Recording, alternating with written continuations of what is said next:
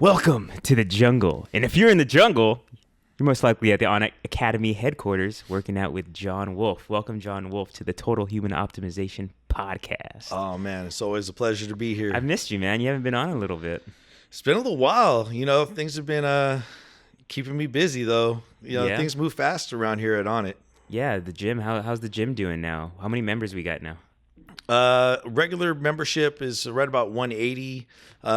We have a huge influx of people. This is the first year we've been open to have like a really strong push for the new year. Mm-hmm. I'm guessing just like anywhere else, you'll have a big influx of people, and some of them will stay and a lot of them won't. But it's kind of exhilarating to have these new folks coming in, new people, new energy, new opportunities to serve people. Yeah. So it's fun. So when people come to the Onnit Academy headquarters at our gym here, what's the usual kind of mindset that they come in with? Are they just like so in shock with the way everything is developed there and the training systems? What's the general kind of consensus that you're seeing from clients coming in? Man, it's been a really awesome experience. I had a fitness studio in California, and we were a smaller kind of boutique studio. We really catered to just a smaller subset of the population in this town. But we always had people come in from all over the world, mm-hmm. and we're excited to come and participate at that location because we kind of gained some notoriety there. But nothing like what it is here at Onnit HQ. It's insane that the type of people that walk through the doors on a regular basis, how far they've traveled from, the genuine mm-hmm. excitement that they bring with them. One of the big things is, people are just always, you have people saying like, man, I'm going to move to Austin just so I can train here. And we've had actually a couple people that even I know a couple of people that want to move here just before the gym. It's crazy. Yeah, it's insane. But I mean, people had said that before when I had my other fitness facility, but here people actually have done that. I mean, I'm sure they have other reasons to move to Austin. Yeah. There's so many good reasons to move to Austin.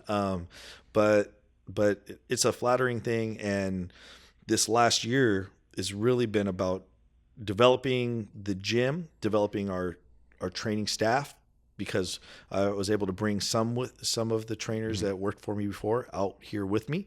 And then we had basically in-house trainers before I'd even got here. And there's a big culture shift. We had started a new education system. Mm-hmm. We've been able to really take account of each of those individuals' strengths and talents and develop them in those channels and those niches, and then create this amalgam, this team, this community of people who all have these individual contributions. Yeah. And it's right now is really gelled at the perfect time at the start of this new year. It's so cool. So I've been lucky enough to get in almost every different style of class from almost every different trainer we have here.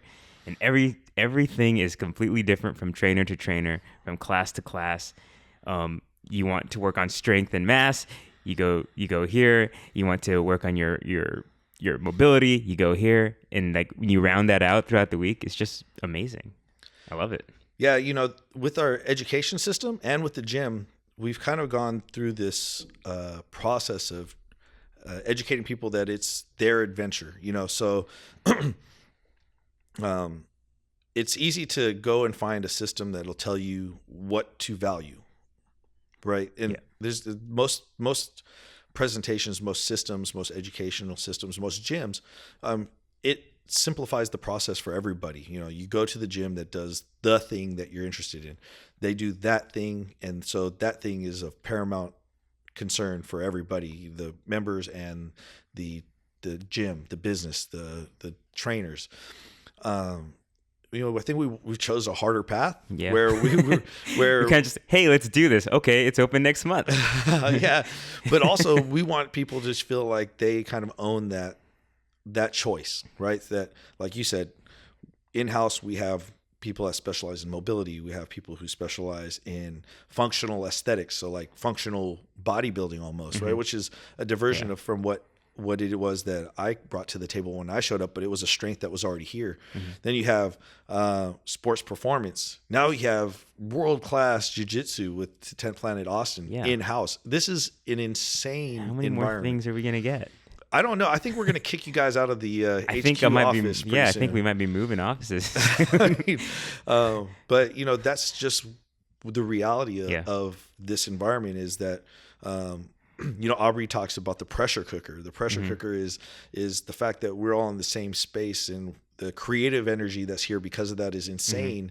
But we're all, getting compressed more and more as this company grows, as their offerings grow, as the gym grows. We keep on squeezing you guys here in the office, taking over the old warehouse space to do this crazy jiu-jitsu facility. And I think the energy, thanks to the leadership of Aubrey, it's hard to grasp what his vision is sometimes, because he's such an innovator, and he's always pushing to do the next the next evolution. And we may not always understand it, but it always works out. It's awesome. It's so great. And it's a relief to not have to be the one who's always kind of having to make up those ideas and enact them and get them going. Be a motivating force. Yeah, man. It takes a lot of creative energy, So, but we've attracted some amazingly talented people thanks to that foresight.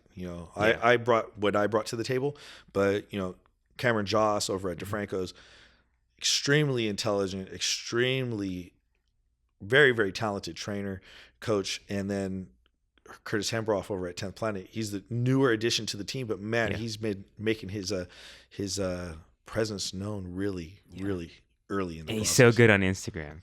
Yeah, he's mastered the selfie. Oh man, well I guess there's a lot of the ladies here that they don't mind straightening out his hair, doing stuff. Maybe I need to grow some hair. Maybe my Instagram selfie game will be upped a little bit. But I felt good. I actually trimmed up the beard and put product in my hair today. The wolf usually looks a little more more rugged, rabid wolf sometimes. I don't know. All cleaned up today. Just for you, Lando. Just for you. Thanks, man. I appreciate that. I have to look at you for 60 minutes, or 45 or whatever we do here, but it's good to be looking at something nice. I walk by the creative space, and I've seen pictures of me on your computer screen up for multiple hours at a time. So I don't know if that concerned me or if I was just flattered. So I just chose the latter. You should, I feel good because I'm probably doing some marketing or something using your image. So okay, that's probably what it is. There you go. Good. So, you didn't always work here, as you mentioned, at the Onnit Academy headquarters.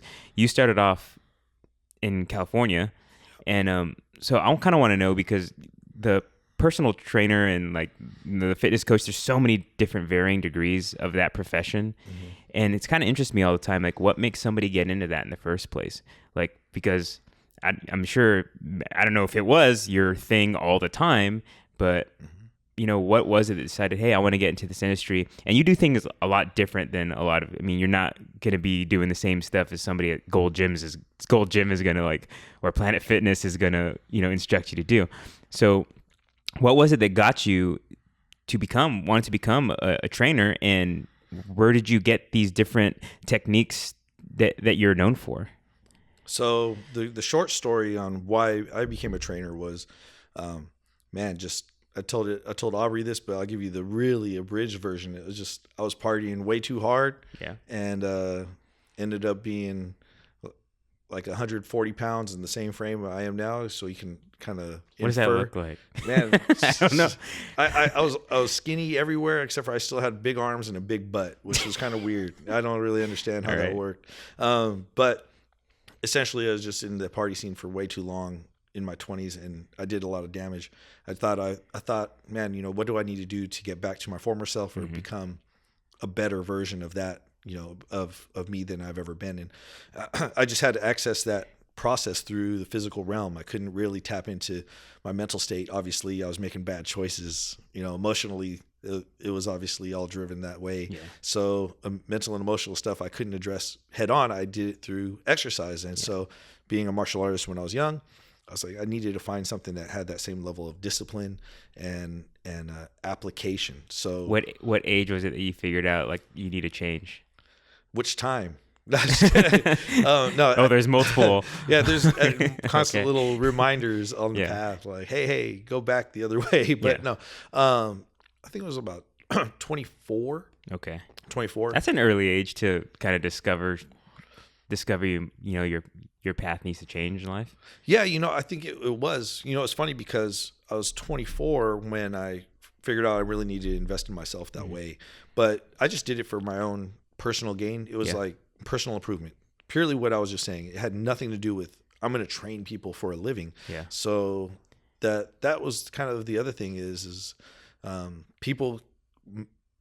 I've seen a lot of marketing. I've seen a lot of stuff where people are like, "Oh, don't like your job, become a trainer." Well, that's not really like. I think that And if you're doing a be, disservice to the people you train too at the same time. yeah, you have to have walked a path, Yeah. so that you can guide people down that path. And so for me to have been where I was and climb out of a hole, emotionally, mentally, to me, that's what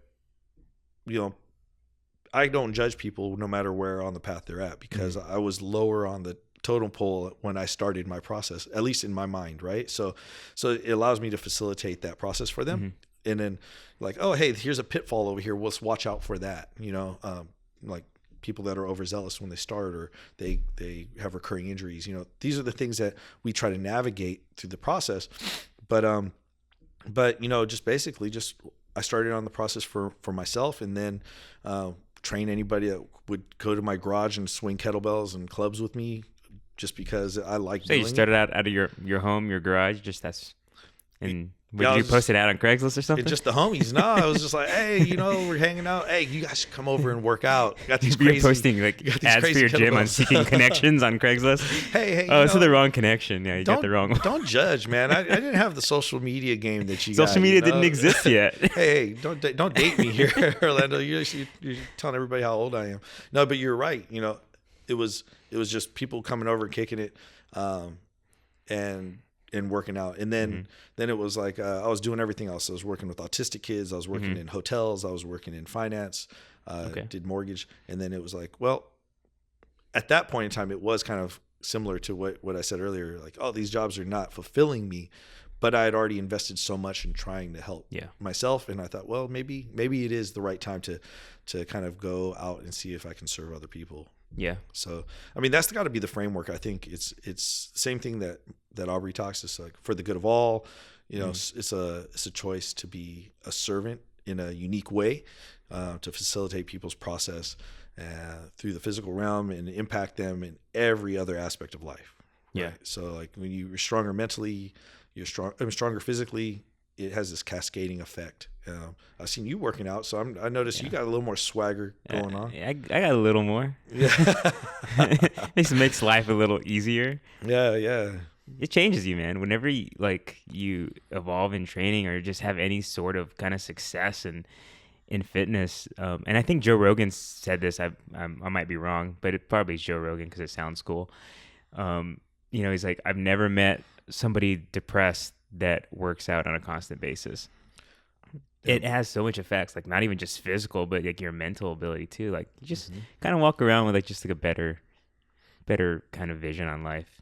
It's just because you feel good, so life is good. Man, move in new ways, think in new ways. That's kind of the way that we look at it, and that's kind of why you see us doing so many things that look different than what you see at Gold's Gym. Although I did start training people at Gold's Gym.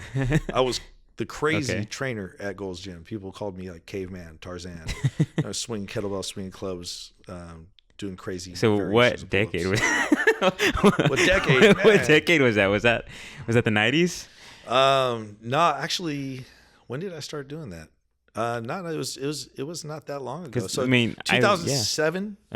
2007 I started training people at Gold's, and then I also started training people in my home garage. Okay. And then 2008 it was like take it out to the parks. 2009 got a little studio I shared with somebody else, and then 2010 boom, I opened my own shop. And then 5 years later here in Austin. Was that when because I don't know my kettlebell history that well. I should. But when was it? Because I mean, growing up, whenever I would see people working out, doing all this stuff, like throughout the 90s, early 2000s. I never saw a kettlebell ever. Of course, I was in freaking Kingsville, Texas, or there's not much of a workout scene. But when did that whole thing start? The clubs, the maces, the kettlebells. Well, I mean, they're all rooted in history, you know. Yeah, I mean, they've been around for years. Yeah, but in like popular centuries. culture, working out. In the popular culture scene, you got to look very recent because, you know, that you went from all those things, this minimalist equipment, and then, you know, this stuff that has historic value as weaponry like clubs and maces, and then you come back in early 2000 and you start seeing, okay, kettlebells start hitting the scene. Early 2000, I got kettlebell certified in 2003. I remember Pavel Sassolin was writing books and bringing kettlebells through Dragon Door, and I was an early adopter in that scene. And at the same time, club swinging through another system became available in that early 2000 range. And so at the same time, I was kind of doing those two concurrent paths. And maces, I hadn't really seen popularized until recently, and I think that Onnit's a huge part of I had never seen them before till I came here. That's for sure. And then of course Isik, he's been out here just killing it with the steel mace. I think that it's been, you know, almost unprecedented the amount of adoption that we've seen with the steel mace, particularly even though the club has a 15-year head start. It's never really become as popular as the kettlebell, even though they have similar timelines of history. But the mace, you see this huge boost in popularity. We have, friends like Carlos Condit. Isik just posted, Eric, we call him Isik, Eric Milan, just posted a video of Dan Hardy swinging mace. So you see that it's being adopted by a lot of these combat athletes, combat sport athletes. And then it's just really cool because what we found was in the history of teaching kettlebells and clubs that even though you're swinging stuff around, that there's this huge leap of like complexity from swinging a relatively short levered object like the kettlebell that you held kind of like you would hold a barbell, even though it was positioned differently. The leverage stuff. And then you start swinging clubs. Well, your grip configuration is completely different. It's a longer lever. You're scared you're going to hit yourself upside the head. If you do, you might be doing the long sleep. You might not wake up again. Who knows? I've tapped my nose a couple of times. Whoa, man, that's not a good idea. But it was just a huge leap. And then I didn't really get exposed to mace training on a deep level. I thought, well, maces, they're levers too. And because of my club swinging history, it was like, man, this is a cool tool. I can pick it up and I start moving it really well. But what I feel now is that, our curriculum is designed to progressively bring out the ability for people to interact with and utilize effectively the various different unconventional tools that we offer. And some of them are less conventional than others, like the mace or the club, but that we expose people to that in a progressive way. So like everybody should do body weight. Then suspension training helps people do body weight drills well or makes them harder. So it's really cool. Then we use the sandbag because, hey, it's a bag with sand. Are you really going to hurt yourself with a bag of sand? It's going to be harder to do that than a hunk of iron. Yeah. Battle ropes are highly accessible. Then we'll teach kettlebell training because it's, again, their movements are similar to what they would do in a conventional scene, even though you have this odd object. And then we'll teach clubs and maces because the levers get longer and they can become potentially more dangerous, but at the same time, they're very useful for doing what they do. They all bring a very unique element to training. Yeah, well, like when you do the mace stuff, like I think people that never tried it before, it just looks, that looks easy, or it looks like, I mean, they're not easy in terms of the movements, but it's like, they're just working out with a big iron stick. But like, man, I've gotten the best shoulder workout ever with those things. I was more sore in my shoulders from a mace workout than I ever have been, like just using, dumbbells or something. Well, it's just different, right? I mean, because the shoulders have to do something unique, and it's more like. But then you also have that like element of coordination. Like you're just practicing your coordination skills too, because it's just. I mean, if you don't, you're gonna, like you said, you're gonna have a little tap on the head, and it's not gonna feel good. Yeah, and that's something that you hit something on the head right there. I was just Ding! yeah, well, you don't want to hit yourself on the head. Yeah, Joe Rogan, we already talked about. Obviously, we talk about Rogan a lot around here because he's a huge part of our culture and he's contributed so much. But he had Carlos Condit and Erwan Lacour, who's the founder of MoveNet, on his show the other day. So I didn't get the chance to listen to the whole thing, but Erwan's a pretty profound coach, movement coach, and he's contributed to Carlos's last 2 fight camps. And the things that he was saying, well, what's so different? What's so different? Well, it's more natural. It's the way your body's designed to work. It's also the fact that you're not just mindlessly doing things. It's the level of consciousness that you're practicing. And that's what you're talking about. Exercise is not just moving some object through space. Exercise is a practice that you're trying to refine your movement skills in a way that hopefully has application in your life. And so with the mace, you're really teaching your body to stabilize an unwieldy object, an unevenly weighted object. And I think about like swinging an axe, shoveling, all the type of construction work. If you ever done that, it hits your body in a very unique way. The ramp up is a painful process, and the reason is because even if you're a big strong guy, these very linear movements, these very controlled machine oriented movements that you see, they just don't train the musculature to be functional the way that some of these other tools do. And so the clubs have such a great effect of being able to like you said, coordinate the process. You can see really easily, really fast when somebody isn't coordinated in their use. The mace is a little easier because you can split your grip, but it has that uneven weight. So you have to really stabilize your shoulders and your shoulder girdle, which, I mean, you just see is a huge issue. So integrating all of these things, showing up here, Onnit already had all of these tools. I've been using them for a long time, but showing up and then being challenged, it was like, well, I want an education system that integrates all of these things. And I'm like, well, that's a lot to teach. Yeah. And on the subject of, being a trainer and a coach, it's got to be way more intense, way more just individual work to teach using these tools as compared to like a conventional route. You have to probably spend a lot more time to get that education in their minds. Well, what's funny is that the education, that's a really good statement to kind of bring up. The education should be accepting of any tool. So that was the challenge. Okay, so we have this education system, and the goal was to teach people how to use the tools that we make available. It makes sense, from a business perspective, and part of our culture is what we offer people. We believe in those tools. We believe in what they can do, how powerful they are. But creating an education system that went through those different implements, those different tools, and taught people how to use them proficiently in a safe, progressive manner.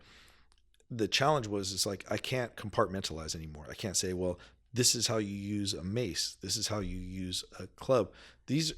There is a practical application component to the education, without a doubt, but it can't just be about one thing. For me, just to teach you to use a mace, to do it well, it can take a day. Well, in 2 days, I'm teaching how to do all of the things that we talked about, body weight, suspension, battle rope, sandbag, kettlebell, steel club, steel mace. So what we have to look at is just like technology, training systems should be looked at more like technology, I think. In technology, the things that can survive the span of time, they build frameworks now. They don't have just like hard code that isn't modular. You have to be able to have a framework to plug modular components into to enhance functionality. And to me, that's kind of what we do, is we look at an overarching philosophy of human movement. And each of these tools are just stressing the body through different lines, different rotational challenges that we're introducing to the body. So when you're looking at those conventional tools, those dumbbells, they're not as dynamic in the freedom of movement that they have sometimes, in terms of like they don't swing around and do other things. They generally work very, very predictably, where gravity's forcing them straight down towards the floor and you're holding them at their center of mass. So yeah, it takes a little less time to teach people how to do that, but not necessarily to do it well, if that makes any sense. Yeah. So the education that we offer, people can apply to the dumbbells.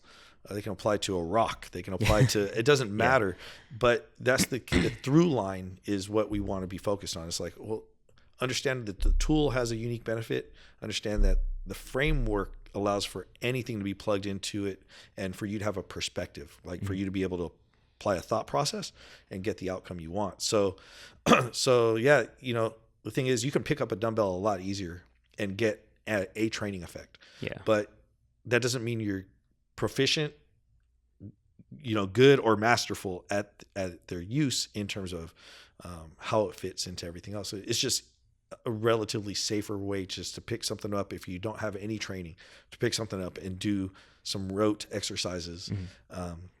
But you know, I think that just like with Onnit, Onnit's always about educating people about the values of, you know, earth-grown nutrients and a holistic lifestyle, maybe with some planned ventures out into the jungle to experiment with some hallucinogenics. Just find yourself, you know. No, thank you. Yeah, I don't suggest being on hallucinogenics. And I like to go to the jungle, but not that jungle. Which jungle were you talking about? The Guns N' Roses jungle, baby. Oh, okay.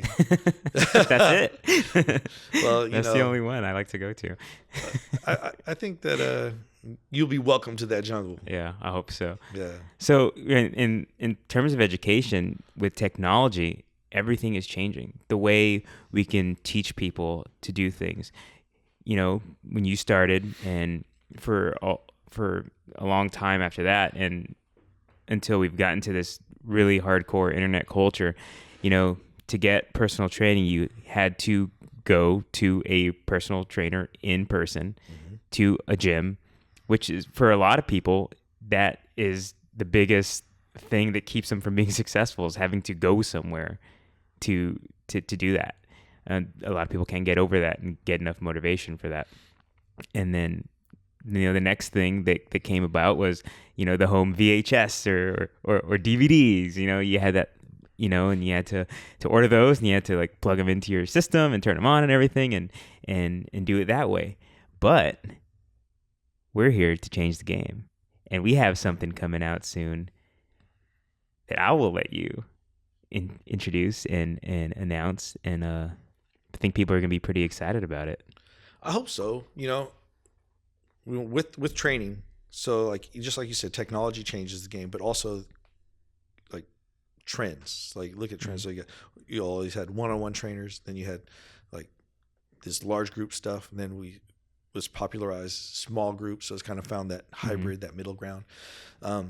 Same thing with online services, so or highly leverageable tutorial instructional type of stuff. You had Richard Simmons bouncing around on VHS, and then I did one. You did one. I was a kid. My mom was doing it. I was like, oh, that's cool. What's this big dude with Jane Fonda with a fro and the sparkly tank tops? And but they say Fonda didn't got a motor in the back of her Honda. You know what I'm saying? Yeah. But anyway, you know, you had all that era, and then now technology and streaming services are huge. Yeah. They've impacted life in general at this point in time, it seems. You know, you have a smart device, you're streaming content. Do everything. I mean, like if I want to learn something, you know, YouTube is the first place I need to check out in terms of like technology, or if I need I unfortunately just still do some stuff with computer programming and stuff. So like try to figure stuff out. The walkthrough tutorials is really useful. And I think that it's funny that you have that, and it can be dangerous. Like, well, a lot of YouTube stuff is very superficial in the way that you look at it. I just admitted that, you know, I'll use it for a certain level of depth of resources, but at some point in time, you need to go deeper. And so that's something that we're looking at, making sure we can offer some really turnkey resources that are purposeful. And we're launching a system called Optimize You. So Optimize You, like you the letter as a person. U or no you? But you? You? Okay. Me? You. You Okay. optimize you, but you like university, right? So like Okay. also, and our beta launch is an exciting thing for me because my role here is in the fitness realm, right? And I've been working personally on this. Like I said, I've been trying to look at YouTube videos, figure out how to get things to the framework to accept different modules, components to get this product out to market, this service. But what it is basically an online learning center where we're going to be making our coaches available to the masses in terms of purposeful programming. So like we had already acknowledged, our trainers here on staff have unique contributions they're making. They have unique talents and skills and passions. And so now they get to productize that and then continue to stay engaged with people that they can't reach here. Okay. Like we already said, people are moving to Austin, but not everybody who wants Yeah. to train with our trainers is able to train here in Austin. And so with our education team, we have our master coaches, and people might not be ready to jump into a certification, but they can train with the master coaches online, go through their programming, interact with them. It's a soft launch, so we're really just focusing on the fitness side, but the bigger picture is definitely in the works. You know, people need resources for nutrition, for sleep. You know, we have all these partners that do these they make information available to people, this really profound and life-changing information. We want to make sure we have a place where people can come and get really high quality content and just know that it's sourced and selected with their benefit in mind. So our first launch, we're looking at launching this on the fitness side with just the master trainers, master coaches, and then the HQ staff, since we have such a prolific staff here. And it's kind of cool because every coach is going to offer a 4-week training program. And what we're doing is we're bundling those packages together. The master coaches, if you're looking down the education side, if you're just looking for some awesome kick-ass workouts, then you might feel you get a lot of benefit from following our HQ training staff because they're packaging it more from workouts. Okay. But you go through a 4-week program with an ideal outcome at the end of the 4-week programs. We're going to offer this thing at a killer deal to launch this thing. So, you know, you can train with all of our training staff here at HQ for like $150 for a year. Yeah. You know, wow. I mean, we charge $125 for an hour. So, yeah. You know, it's not as interactive as being here, but you get to have a relationship and go down the path that you choose. Sure. That choose your adventure. So, and I purposely, like we mentioned, wanted to go into this podcast not knowing 100% exactly what's going on, because I want to ask you the questions that people are probably going to have. Sure. So you log into this program. Is it a new video every day type of thing, or is it like you just, so the master trainers are going to have their courses. So you'll have a set of videos to choose from? Yeah. So what'll happen is, again, we want it to be purposefully programmed. So what that means from a training perspective is that it's easy to show up for a class and just get a good workout, right? That's awesome. And that's where a lot of people, that's the level that they want. It's a experiential model of just, I show up, I have a good time, I'm sweaty, I'm sore. That's great. Yeah. If that's what you want, that's awesome. There's no problem with that as long as you keep doing it and you're getting benefit, right? So that's the ultimate test. But all of the programs we're going to offer are going to be 4-week training cycles. So it won't be content every day, but every month each trainer will upload a 4-week training program. Okay. So you have kind of this short training cycle where training program that you're going to be going through for 4 weeks, but you're going to see a very targeted outcome as a result. The nice thing about it is since we're bundling 6 trainers in one pack, 7 trainers in the other, you're getting a ton of value. You can only, every month you can only do one program, right? Okay. If you want to go to completion. Yeah. But I also acknowledge that some people, they're like more like, you know, taste the rainbow. They want to jump a little bit of this, a little bit of that. Yeah. And you have that available to you. So if you're looking at a trainer channel pack and you have 6 trainers, I mean, you have 24 workouts easily, maybe more, that you could do. So it's something that week. Yeah. So for the workouts parts, it's something that I can just take my iPad or connect to my television or whatever Mm-hmm. with Chromecast or whatever device you want to use, turn it on, do a workout alongside the trainer. Yeah, exactly. Okay. So I mean, you have instructional content teaching you how to do the individual exercise, and then pre-programmed guidance through the demonstration of the workout itself. Okay. So you have videos that show you the forms, the techniques of each movement, and then you can also just go through the entire workout if you want to. Exactly. So I mean, some people are just going to, plug it in. They Of want to course. hit the follow the along thing. They won't necessarily go through the instructional. Yeah. But for us, it would be we wouldn't be doing our due diligence if we didn't provide that resource where you're like, well, this is how you're supposed to do it right. Yeah. This is what I want you to focus on. This is how you're going to get the most out of every repetition, rather than having to do more repetitions. You want to have a qualitative focus. Okay. So, and then everything we do, since our training system, we have tools and work focus, like effort focused stuff, how many reps, we gamify it, stuff like that. Okay. It's that's fun. But then we also have an aspect where it's restorative, and that's what we call our durability concept or durability coursework.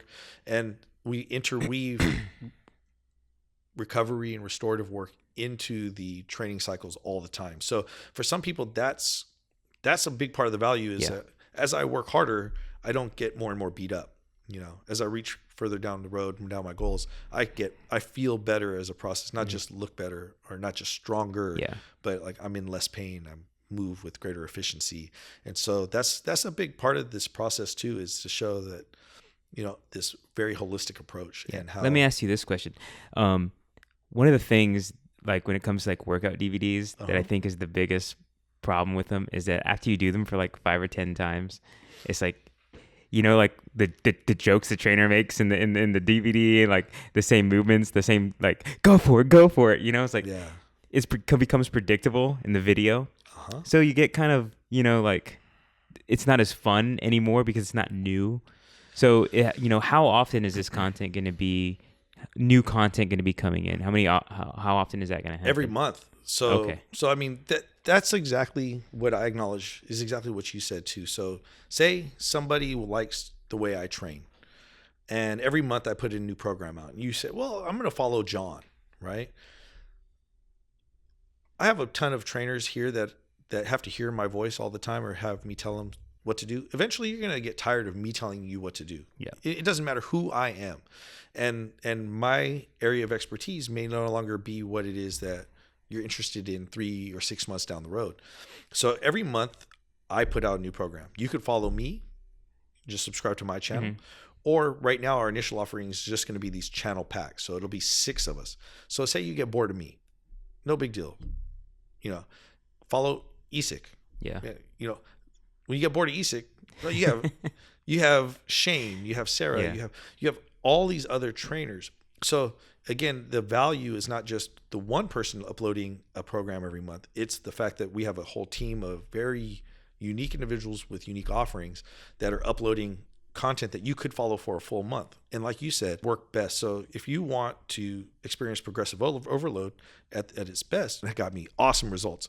But doing it again will still get you probably good results, but change your training programs and cycle through things. So say you do my program, it's basically borrows a concept from Charles Staley, escalating density training and basically really fundamental bars. It's a pretty well balanced program. You're going to put on some muscle. You're definitely going to increase your muscular endurance, but it's not everything. Yeah. So any program has to be focused on something. And in that way, the next phase, I might want it to be more flexible. So I spend 4 weeks working on that. Or a different one. Just depends on what your next goal is. That's awesome. It's going to be like everything you can have at the gym at your disposal. You don't have to worry about schedules. You don't have to worry on your time. Yeah, and it's just a matter of what you have available. So all the programs, some of them kettlebell and body weight. The one I'm offering is a barbell and a jump rope. Essentially, is what you need. And just put it on your back. Put it on your back. And whatever you hotel room, you're traveling. You have a hotel room and you have the space between the bed and the desk. We really want to have a very diversified approach to meeting people's needs. So it's just 12 months, 72 different programs from those 6 different trainers. It's just like what we talked about earlier with the gym. We're choosing a harder path because I was like that geeky kid. I love Yeah. choose your own adventure books. You know, I even wrote one for sixth Yeah. grade. I want people to do, people can always find someone to tell them what to. So if you want to get bigger and stronger, awesome. We have programs that'll help you get bigger and stronger. UFC fighter, in terms of the type of conditioning that's required. We have guys they distill those experiences into a program, and you could choose for 4 weeks to go through that training. And hopefully we'll have plenty of opportunities to provide you a path from where you're feeling so much better at that chosen. This podcast goes out. We're recording this a week in advance, so I think by the time the beta mode, we would say, and I hope people will check it out. And we want you to come to Austin at some point and check it out. Hey, check us out online, but come to Austin. If you've never visited Onnit Academy HQ, you probably be really surprised at how. My job here beyond running the fitness department is hugging people and people happy, and I willingly take on